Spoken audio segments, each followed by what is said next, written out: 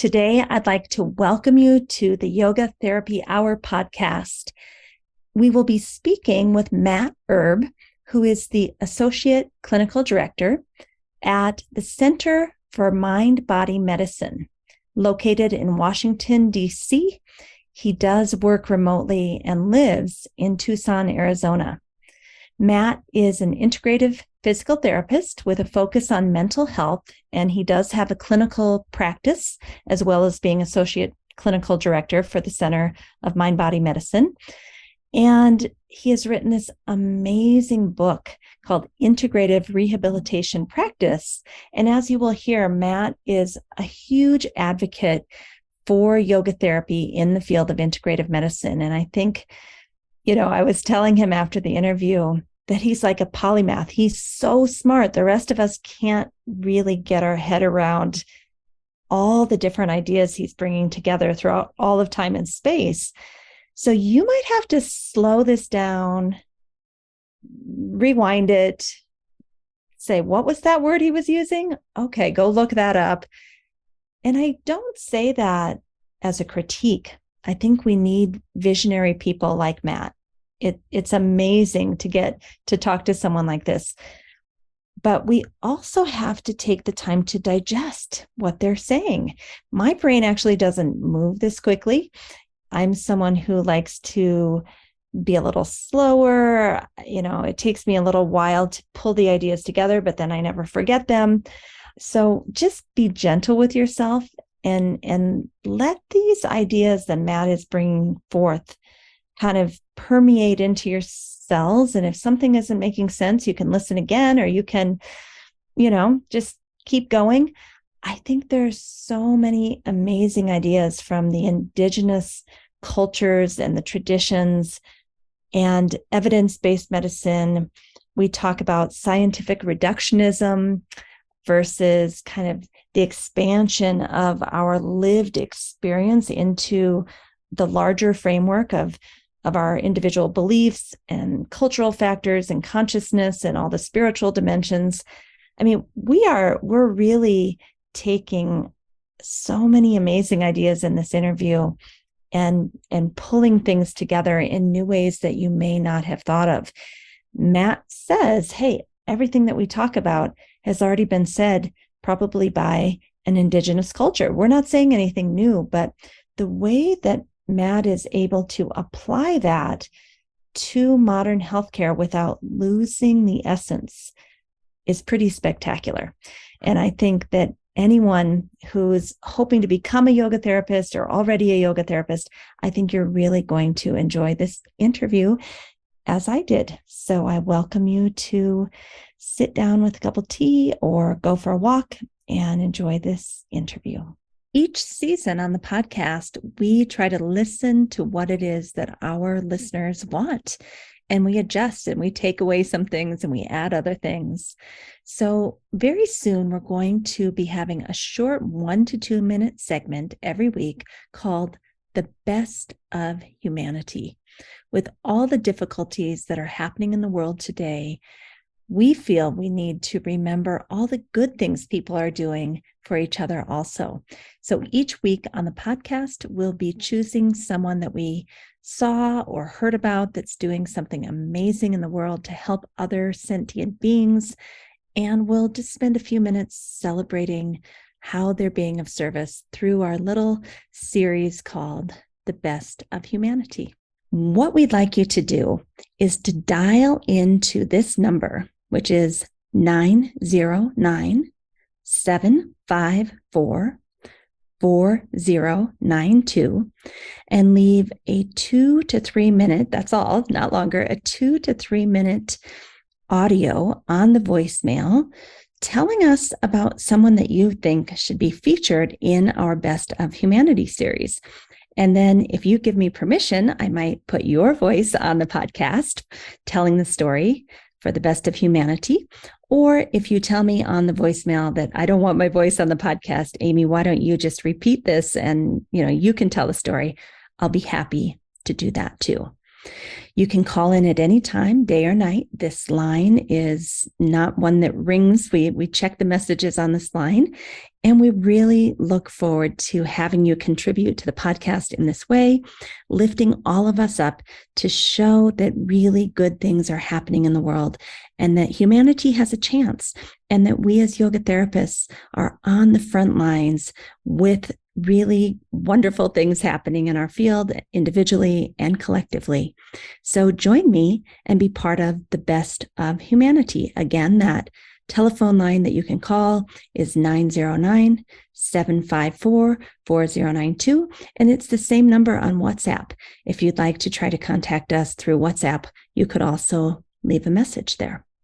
Okay, thanks for contributing. We look forward to this new Best of Humanity series. Welcome to the Yoga Therapy Hour podcast. My name is Amy Wheeler, and I'm your host. We are so happy to tell you all that's happening in the world of yoga therapy, and we love to find guests from all over the world so that we can share and learn and grow together. Please nourish yourself, take time for yourself, and really relax into listening to the podcast.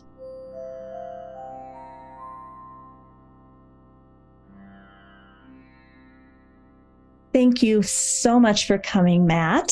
Today we have Matt Erb, and we'll tell you a little bit more about him, but I just want to say hello, Matt. How are you?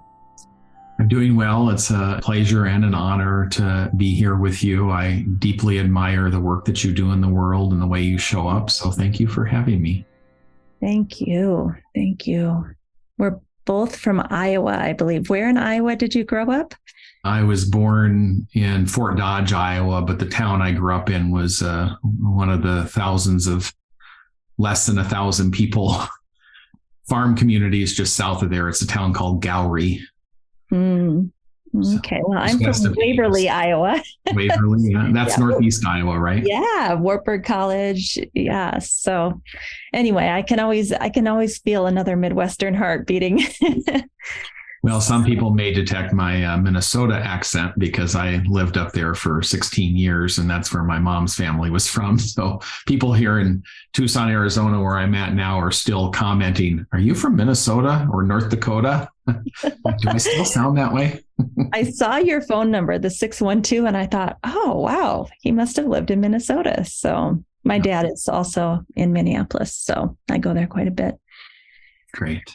So, Matt, one of the reasons I wanted to have you on here is because you're an amazing human being, and I really admire your work. You've written a magnificent book called Integrative Rehabilitation Practice. Can you just tell us a little bit about that book and what your thinking was when you created it? Because I think that frames the whole discussion we're going to have today. Yeah, for sure. I'd start by acknowledging I didn't write the whole book. Mm-hmm. I had many, many fantastic colleagues and contributors that I asked to contribute. I co-authored a number of chapters, authored some chapters, but also have a wide range of rehabilitation professionals, including OTs and physicians and yoga therapists that contributed. So just acknowledgement and a shout out to all of them. Mm-hmm. And gratitude. The book did arise out of I guess, my passion in my work. And I was working on a program with the San Francisco VA probably about 7 or 8 years ago. And one of my colleagues, I was expressing concern about how I wanted to teach more. And that I had these courses on, integrative management of headaches or mind-body integrated care, and that it was hard to sell it in rehab. And my friend said, "You got to write a book. You've got such good ideas. You got to put a book together." And that was the impetus. So shout out to Gerald Kimmel. Thank you for that. And the book really is, I'll start by saying, not new. I like to, especially when I'm speaking to audiences that are yogic audiences, yoga therapy and yogic teachings, to acknowledge that much of what's in the book is found inherently in the wisdom traditions, including yoga therapy, but it's presented in sort of a contemporary Western science-based model. And we acknowledge that. Matt Taylor, who many of you know, wrote a chapter on the relevance of yoga within rehabilitation care. and also contributed a chapter and said, none of this is new, but this is a presentation of it that we hope will be very accessible and relevant to our contemporary evidence-based sort of way of advancing healthcare. So, can I ask a question about that? Because I think there's kind of two camps here. Some people say if we are going to be accepted by Western allopathic medicine, we have to have that evidence-based core. We have to speak their language. And other people say, no, yoga and yoga therapy is a complete system in and of itself, and it doesn't have to try to shapeshift into something else to become accepted. And in fact, we should just present it as an indigenous tradition. Here it is, take it or leave it. What do you think? That's a hard question to start off with, I think. For me, it's both and. I think accessibility is important, that we meet as many people's needs as we can. And so I approach it as, if the evidence is there that supports the work, let's name it, because that speaks the language of different aspects of systems and organizations and even individuals, and understanding the relevance of it, the utility of it, without sugarcoating it, without attempting to be covert or sort of try to hide it behind that. So that recognition for me is really both and.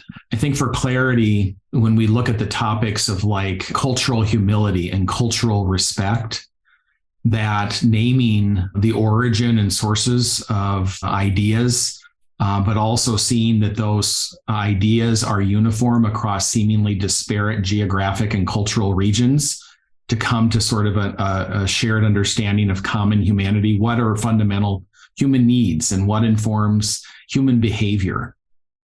And so the way that we designed the book, I hope meets that need, that there's full recognition of the origin of materials, and also serving as many people as we can in their communities, their cultures, their backgrounds at the same time. I love that. And, I keep moving back and forth thinking it's a complete science. We don't need anything else. And then, well, wait a minute. If we want to actually help people, we might need to speak their language, right? So I think that's something we're going to continue to struggle with. But I love what you said, both and.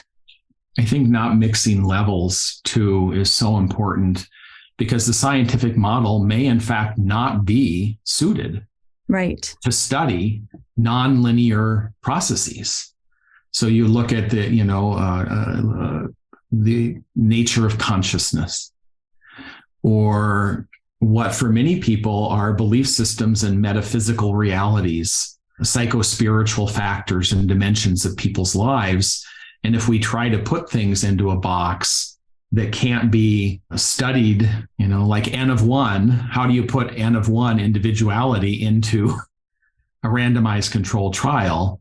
So that's where I'm saying both and. I think we use the scientific model when it's appropriate to do so, but not try to justify some of these other realities that are fundamental to human experience. And for me, that's a sociological lens or approach. So, yeah.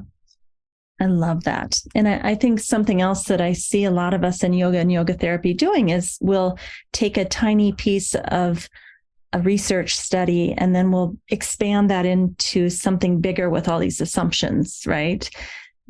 And it may actually lose its usefulness. It's just science is studying all these tiny little parts kind of in a lab that don't always transfer to the human experience, which is complex and multifactorial. And so I think we should also be careful as yoga teachers and yoga therapists not to kind of discredit ourselves in that way. Exactly. And I think some people, and of course, who was it that coined the term yogapathy, trying to fit yoga into that? Yogi Ananda Bali. Yeah, I think that's the whole purpose of calling that out, is that we can fall into that tendency, and including at the scientific level. And as I hear you talk, it reminds me in the book that we put together, we talked about both reductionism and the integral lens, sort of zooming in and zooming out. And the skill of both and being able to look down into reduction sometimes can serve a person, it can serve us, but also expanding into the much larger frame of understanding of what informs our lives. And that necessarily involves people's belief systems, cultural factors. For many people around the world, the existential and spiritual dimensions of our lives. Absolutely. So that kind of brings me to the main point of what I hoped we could touch on today together. And that is looking at yoga therapy within the larger framework of kind of integrative or whole person rehabilitation. And then to kind of get into what are the social determinants of health and these sociological considerations for the profession.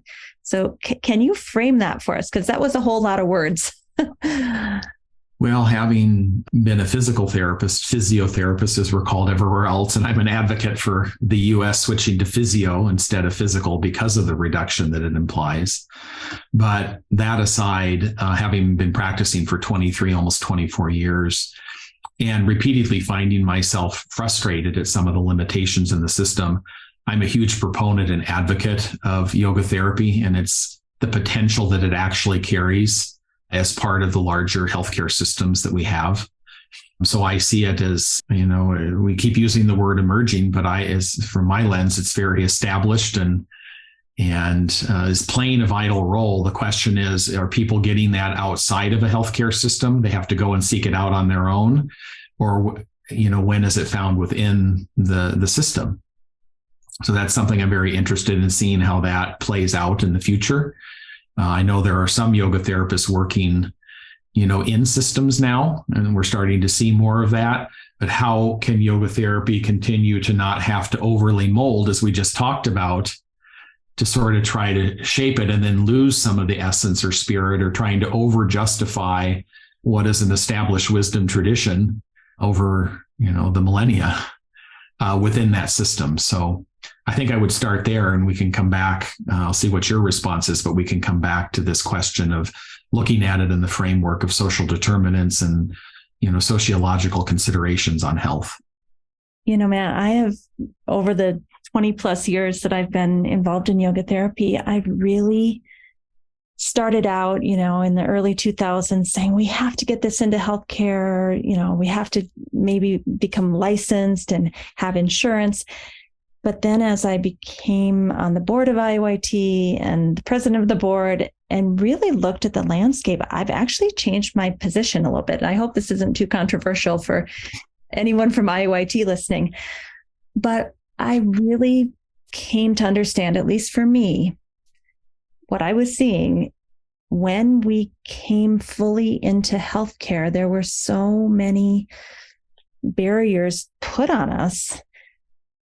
Like, you can't use sound, you can't call it meditation. It just felt like I was coming into a box and putting myself in this little box. And I thought, who am I? What am I doing now? Why can't I say, as I come into a pose?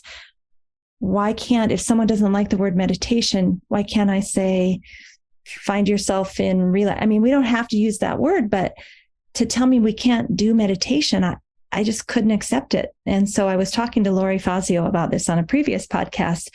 She had this same kind of thing happen where they were trying to fit in the mold of the Venice Family Clinic. But what happened was everyone else kind of took their piece of the pie. We do physical, we do mental, we do this. There was nothing left for yoga therapy. So then they emerged and said, okay, well, here's who we really are. Here's what we really do. And everyone else on the integrative team was like, wow, that's amazing. Nobody's doing that. No one's talking about consciousness. No one is, helping people with their autonomic nervous system. The things we really do well. If she said, once they kind of let that light shine, everybody wanted to know more. They wanted to know about the Panchamaya model. They wanted to dig in. So now I kind of feel, and I want to throw this back to you in just a moment, I kind of feel like we should just step into who we are as yoga therapists and let healthcare decide if they like it or not, because I think we have a lot to offer. Yeah, absolutely. I think my response would start with controversy is good because it spurs us into our own critical studies, in a sense, and into challenging our current views and perhaps biases and epistemic humility around our current knowledge, because it's always shifting and changing our current perceptions, that it's in a lot more flux than than our egos tend to want to think at any given moment. And in terms of hearing about Lori's, experience of that, I think that there's more than enough need to go around in this world, and people will find the approaches and models and services that they need. And so that sort of integrity of not feeling like you have to be overly apologetic or to tiptoe around something and to present things as they are, it's probably a growing edge for many people in many professions as well. But I think calling that out is really important. So, yeah. What do you think is the thing that healthcare would love to see from us? Like I think the whole spiritual side for me is really important. And I think healthcare wants that and needs that. But I also think the whole regulation of the autonomic nervous system, and how Porges and Sullivan and you in your wonderful papers have shown the correlates of the gunas with all of Porges' work.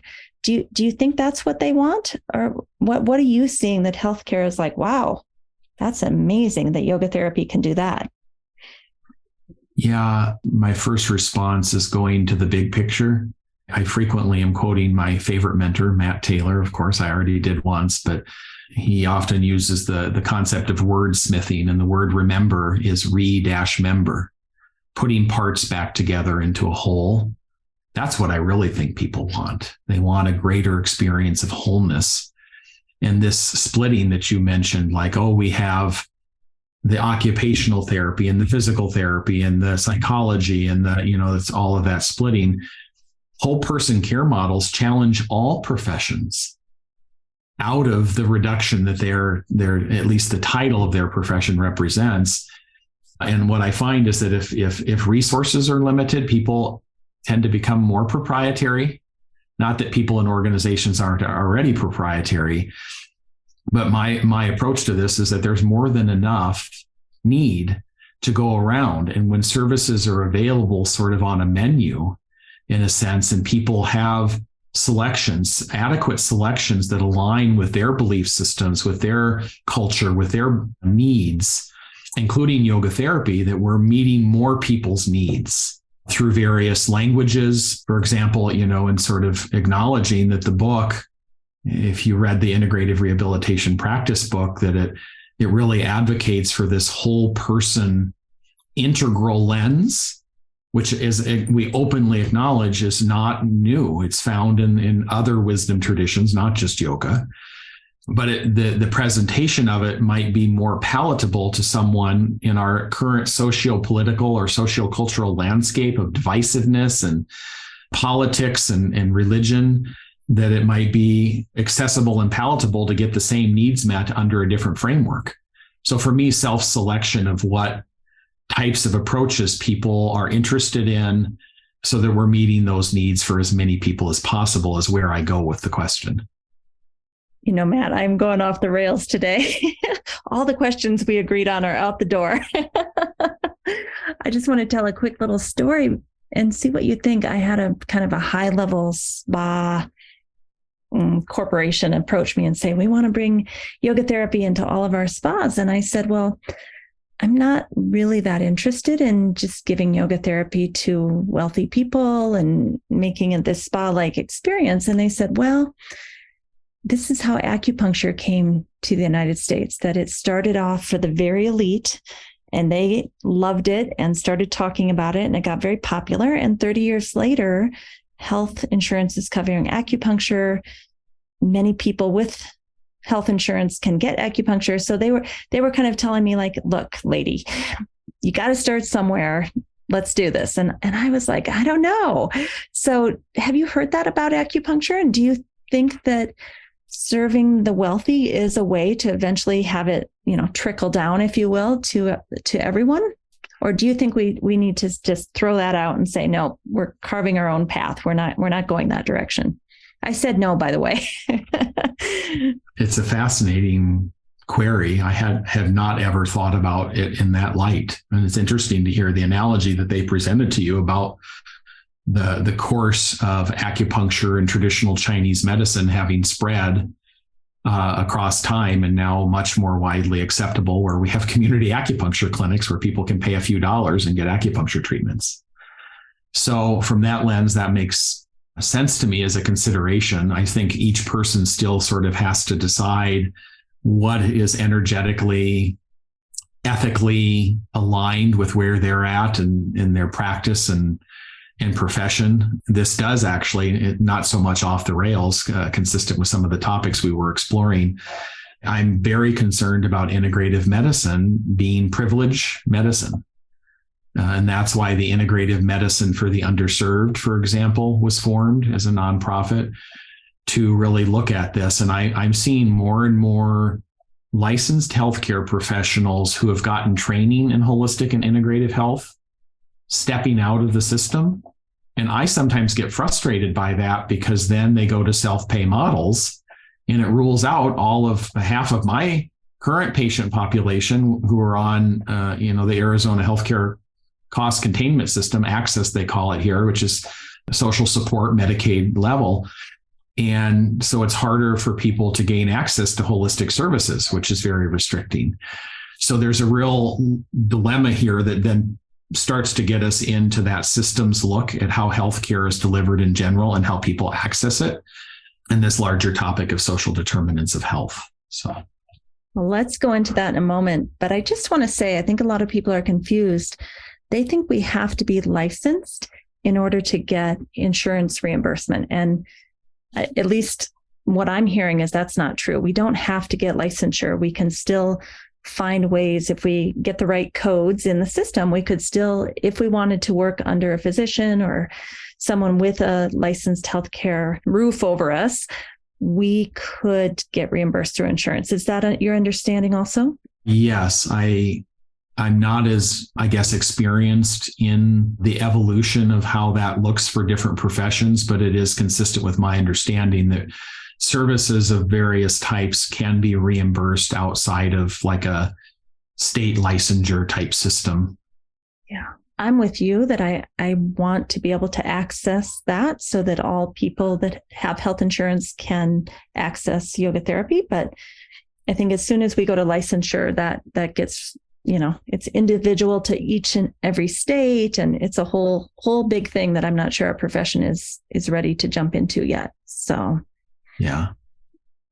Well, let's get back to the social determinants of health and sociological considerations for the profession. First of all, what does that mean to you?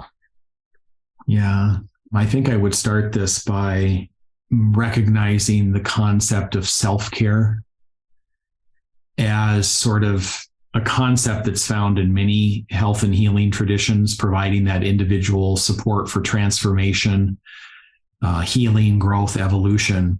But we sometimes lose sight of the fact that as each of us as sort of individuals with our own mind, brain, body sort of experience are bathed in different levels of environment. So we have our relational or social environment. We have structural and physical and natural environments. More hidden, I think, and less easy to call out is the cultural environments that we're embedded within. And those levels of environment carry influence that is as significant, if not more significant, than, let's say, individual lifestyle choice in determining the course of people's health and their experience.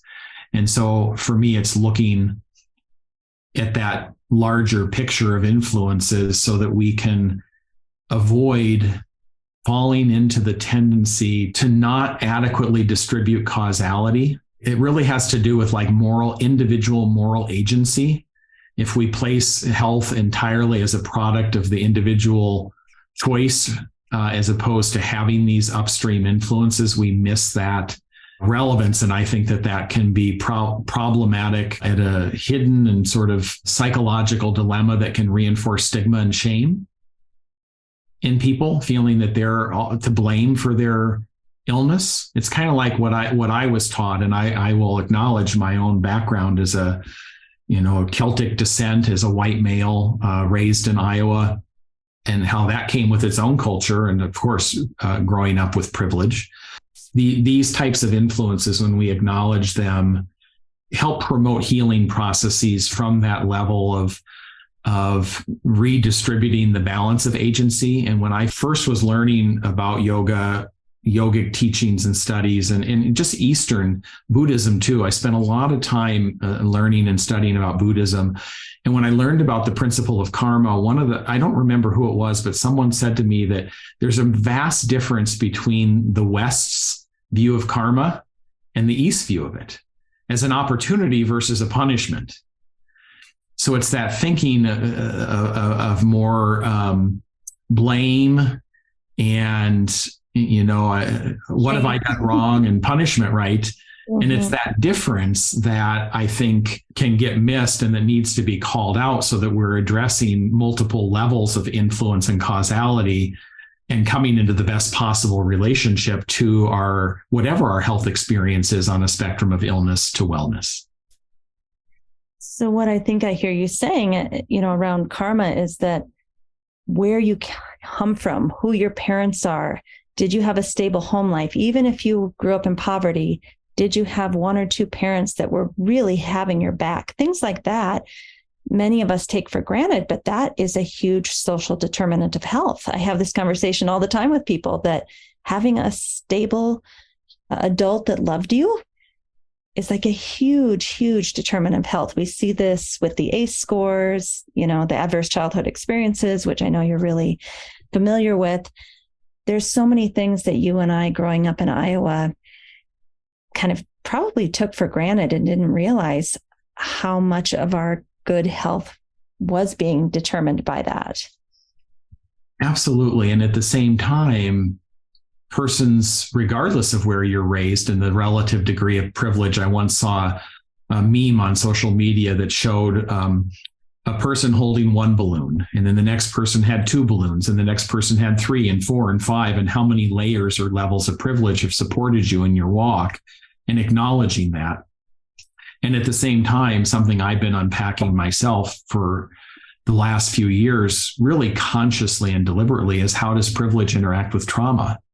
So I don't mind disclosing that I myself have been diagnosed with PTSD, complex PTSD at that, and have utilized many different avenues of healing resources from the profound gifts of several indigenous cultures here in the U.S., to the yogic approach and model, to the more Western version of mind-body medicine, to traditional psychotherapy. Wow. And privilege has afforded me more access to those resources. But we also have the reality that people experience mental health, and that when we look at mental illness or mental health challenges, how does privilege interact with that? And for me, as I've unpacked that, it can get, I use the word kind of messy sometimes to sort through, like, when I'm suffering, when I'm struggling around something related to PTSD, how the way that I relate and respond to that, how much of my way of relating and responding to that might come out of privilege. And it's a very interesting question to ask. So I'll turn it back to you, but I have one other thought that just comes to me in a minute about, I just been working with Lori at Yoga Therapy Today on a little article about mental health in the digital age.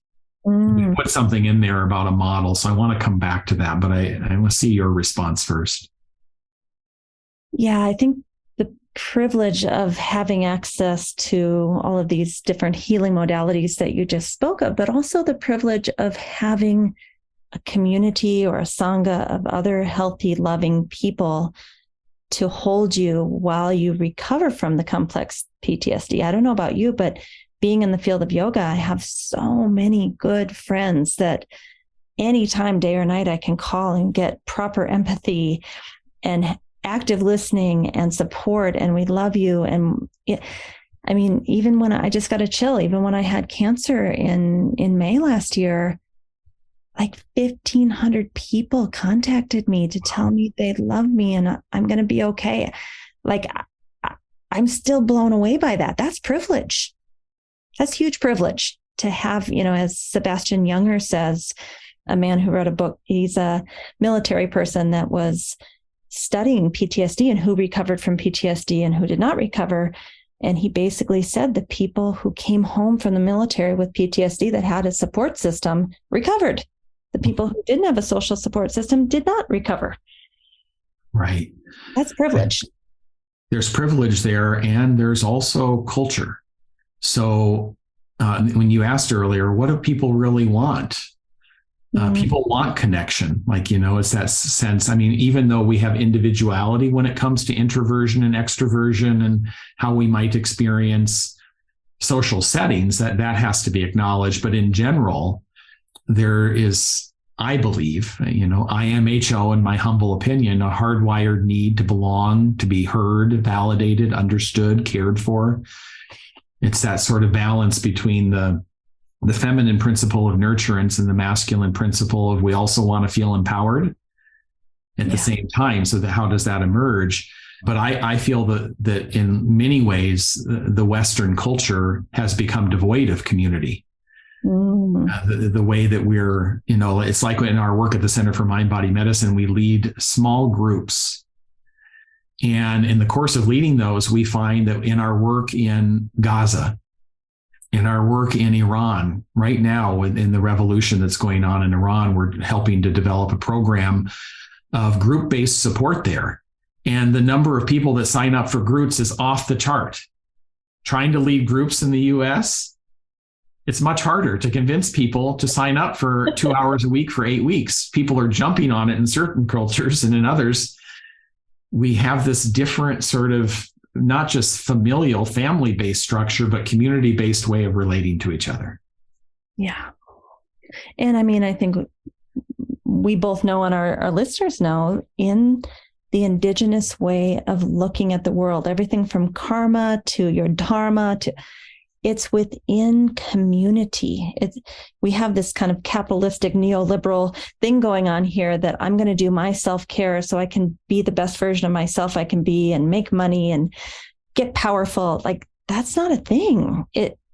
In indigenous communities, it's you want to be happy and healthy so you can support the other members of the community.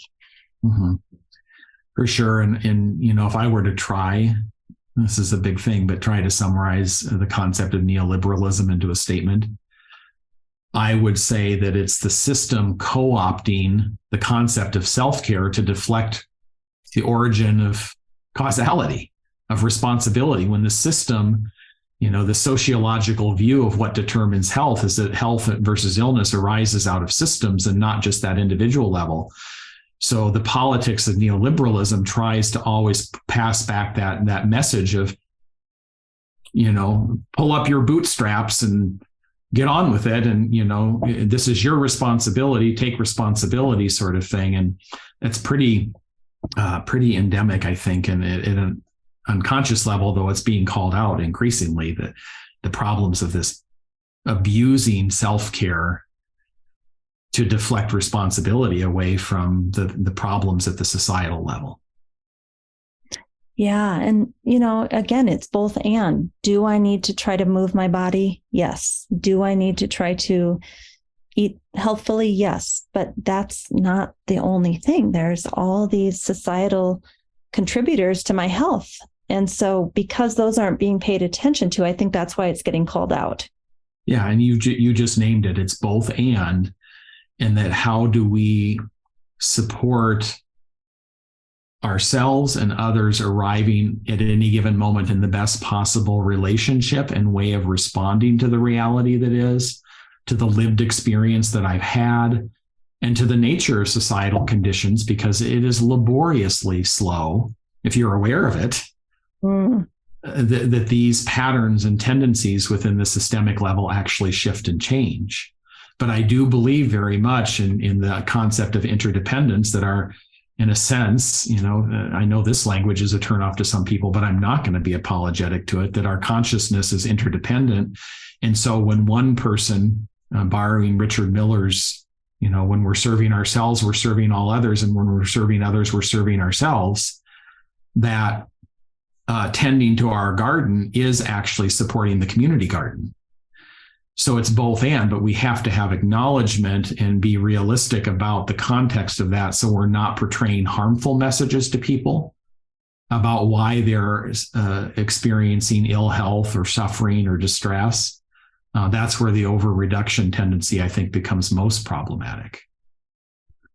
Matt, you're making me think of this wonderful podcast. My favorite podcast is The Hidden Brain. It's like the neuroscience of human connection, basically. And today I listened to one that Perez recommended to me about loneliness.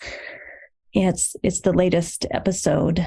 And it said in there, and I was just thrown back, it said, people who report being lonely for long periods of time, it's the equivalent of smoking 15 cigarettes per day on their health. That's how much their blood pressure and their cholesterol and their heart disease and their stroke is impacted from loneliness. I mean, it goes to exactly what we're talking about. Mm-hmm. Yeah, it's a great example. I'm not sure how they arrive at that exact, frame of. I don't either, but it was kind of interesting. He was interviewing the U.S. Surgeon General, so I believe there's probably some research behind this. Oh, for sure, and I mean, it's. I don't think there's any question at all. If you look at the research into the health effects associated with general social support and how that then frames collectivist-minded healthcare. I think of Naomi Eisenberger's work in particular, that it's not just that individuals who are more socially isolated show increased inflammation, but social support and pro-social engagement actually co-regulates the physiology of inflammation. And of course, that's showing up in the work being done, calling out, justice and equity and diversity. Rupa Maria at UCSF in her book Inflame gets into that a lot, looking at these aspects, including from the biological or physiological level, how research actually supports what we're talking about. Do you ever pinch yourself for being alive in this career at this time? When you can reference some books and podcasts like we're talking about, it just kind of blows my mind. Like, wow, they've figured out the pro-social effects on inflammation. That's crazy. I oftentimes just kind of have this feeling of gratitude to be able to see the evidence-based medicine to show what the indigenous communities and cultures knew. Right. Yeah. Some of that science, again, noting how we're just discovering things that I think have been understood by humans across many ages, that we often fail to look at the potential upside of an illness, for example. So inflammation and sickness don't exclusively induce social withdrawal, which can happen for some people, but in some cases, it encourages approaching close or safe connection with others in order to elicit care. So when we're in pain, when we're suffering, the upside of it is that it may compel people into the tend and befriend response. It may compel people into the possibility for change or connection or doing something different than our habitual patterns. That's exactly what happened with me in my cancer diagnosis. I'm a total introvert, like so introverted. I feel like I could live in a cave and not care. But after that experience of needing people to care for me and take care of me and seeing how willing they were, I feel like I've fundamentally changed who I am inside. So I think that's an example of what you're talking about. Mm-hmm, for sure. So Matt, did you want to go back to this journal that you're working on with Lori Rubenstein-Fazio and tell us anything about that? Because I think that's a phenomenal journal that all of us should be aware of in the field. Well, yeah, this is the C-IAYT magazine, just Yoga Therapy Today. So it's less academic than the International Journal of Yoga Therapy with the peer review. But we looked at writing a piece on the relevance of yoga therapy in this digital age, where we're almost entirely technology dependent.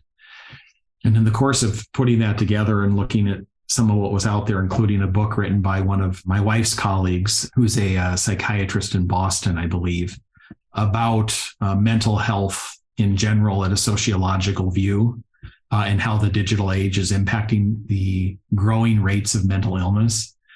One of the things that I pointed out, and again, I believe this is why I'm so appreciative of yogic teachings and the development of yoga therapy. The British Psychological Society a number of years ago put out a model of understanding psychological distress called the power, threat, meaning framework.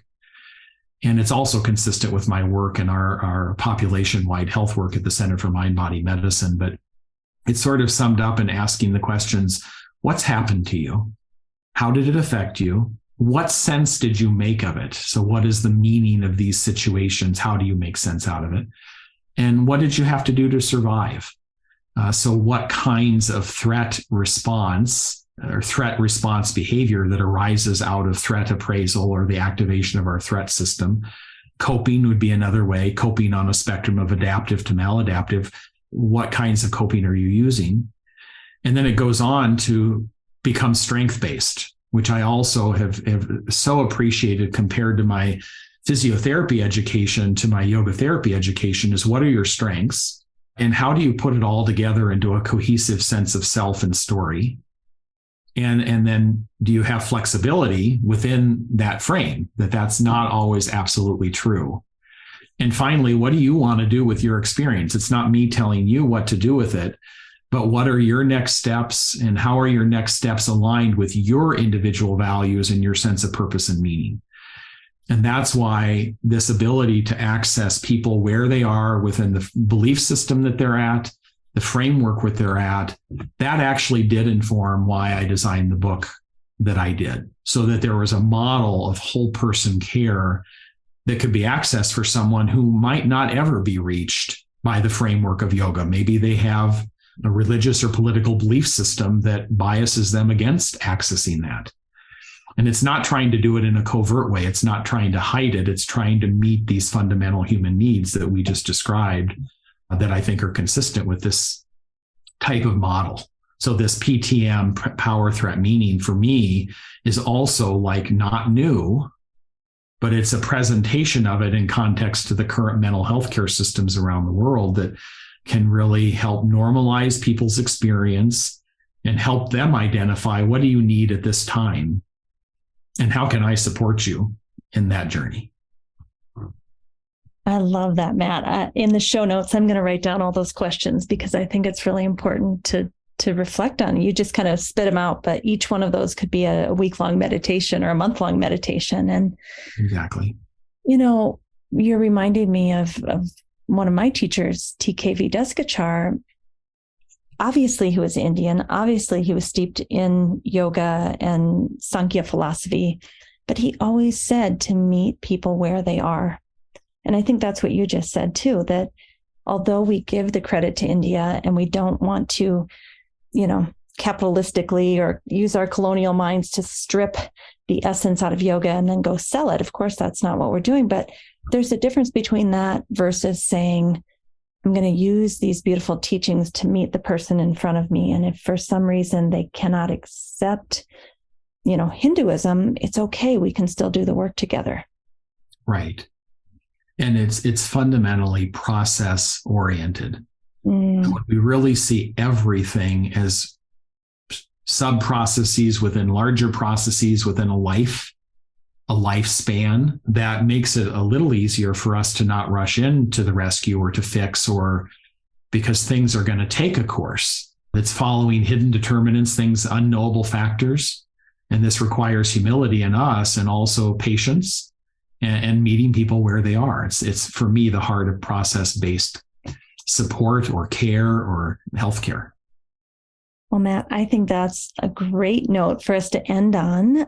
And if people want to find you, your book, I know you have a clinical practice where you're an integrative PT with a focus on mental health out of Tucson, Arizona, but I assume you may do some online work too. I'm not sure. Where can we find you, and what can I put in the show notes for people if they want to learn more about you? I think you're such a gem that I want everyone to be able to access your writings, your teachings, and your clinical work. Well, first, reflecting that back, appreciate you very much, as noted at the start. And my clinical practice in Tucson is Simon's Physical Therapy. I do occasionally work with people remotely, but I keep it under my licensure. ironically, as a physical therapist, so I'm only licensed in Arizona and Minnesota. My work as an associate clinical director with the Center for Mind-Body Medicine, you can read about our work in the world at cmbm.org. And hopefully within the next month or two, we have a completely renovated website coming out, but there's a lot on the current one. My own small teaching consulting business is called Embody Your Mind, and that's the website, embodyyourmind.com. If people are interested in the book or online learning in mind, body, or integrative rehab, the book is called Integrative Rehabilitation Practice. And my co-editor is Dr. Arlene Schmid, who's an OT at Colorado State, also a yoga researcher. And there's a website, integrativerehabpractice.com. So the book is Integrative Rehabilitation Practice. I shortened it for the website, integrativerehabpractice.com. So those are some ways to reach me. I always welcome feedback in my own stance of humility, always inviting being called out if anything I've said reflects that privilege that we talked about. I appreciate the opportunity to learn and grow. I have been called out. It can bring up my own shame from my trauma history when that happens, and I work through that as a healing opportunity. So please let me know if that has occurred for you as a viewer of this. And I guess I'll leave it with that. Very appreciative of your space here today. Thank you, Matt. It's been my pleasure and my honor. I loved interviewing Matt. I was a little nervous because he is so highly intelligent and almost, as I said, a polymath, where he can bring so many seemingly divergent ideas together and help us to understand them. But one of the most impactful parts of this interview was at the very end, where Matt was talking about this model called the power threat meaning model, and how it has so many correlates to how we look at our clients with respect to yoga therapy. This power threat meaning model is a more modern, maybe allopathic medicine or psychology-based model that still keeps the essence of what the indigenous cultures believed in. So I just want to slow down and say the questions that Matt said. And you can write them down. And I think each one would be a wonderful question for reflection, journaling, meditation.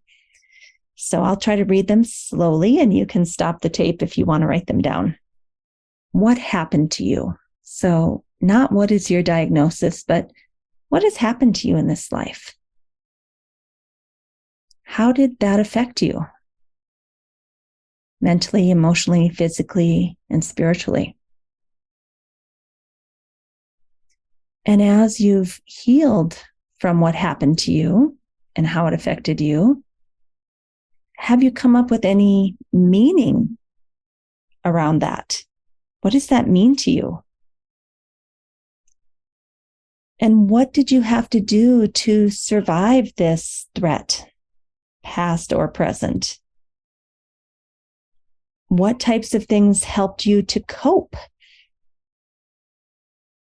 And are there any strengths that came out of this? And how have you put this together in a cohesive sense of self that helps you know who you are and have an identity, but at the same time have some flexibility to know that you are more than that? And last, what are your next steps? What do you need to align with to give your life meaning and purpose going forward? So I will leave you with that. It's a beautiful reflection. And thank you to Matt for teaching us about the power threat meaning model. Please don't forget to sign up for our newsletter mailing list, where we give you a free gift every single week. It's usually something that the guest has been talking about, like a book chapter or an article or an infographic. Check out the show notes for that. Thank you for listening today. Don't forget, we have a new YouTube channel called Optimal State with Amy Wheeler. We also have a new Patreon page where you can support us to bring you the most excellent content and that is Optimal State and the Yoga Therapy Hour Patreon page. Also, you could write us a review on most major platforms that host podcasts. Give us 5 stars if you appreciate the show and tell us what you love so that we can do more of that. Finally, we support several nonprofit organizations through this podcast. See the show notes to understand how you can help. If you'd like to be a guest or a sponsor for this program, contact us at the email welcome@theoptimalstate.com. welcome@theoptimalstate.com. And finally, a special thank you to our team here at Optimal State. We are truly a global family. George Mantuan, one of our executive producers. Adam Satchel, senior media producer and sound engineer from the Philippines. Krishna Panchal, a producer from Canada. Modupe Abdullahi, who does the show notes and is an editor for us from Nigeria. And Peter Morley, who wrote and produced the music for this show, who lives in Australia. Find more about Peter's work at www.zenmusic.biz. Thank you for listening. We'll see you next time.